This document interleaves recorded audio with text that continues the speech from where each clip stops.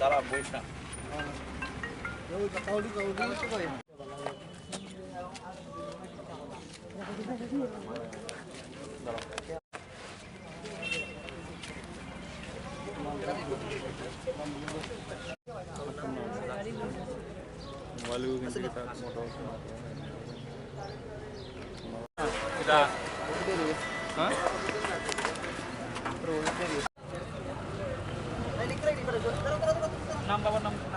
শুদ্ধ করা ভাই বিশুদ্ধ খবর আসে যে বড় স্ট্যান্ডে একটা ছেলে ড্রাগস বিক্রি করে।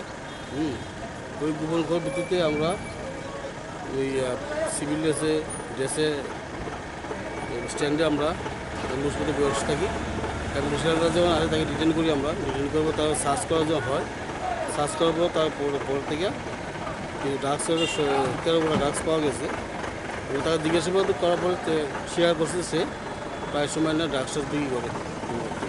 ঠিক আছে, এবং হ্যাঁ বাজার মূল্য কত হইতে পারে এই বাজার মূল্য তো 3000 টাকা মতো হইতে পারে। ঠিক আছে, এবং সে আরও তার থেকে আনে কিছু সে কিছু যে আমরা তদন্ত সাপেক্ষে আমরা এখন কিছু বলবো না।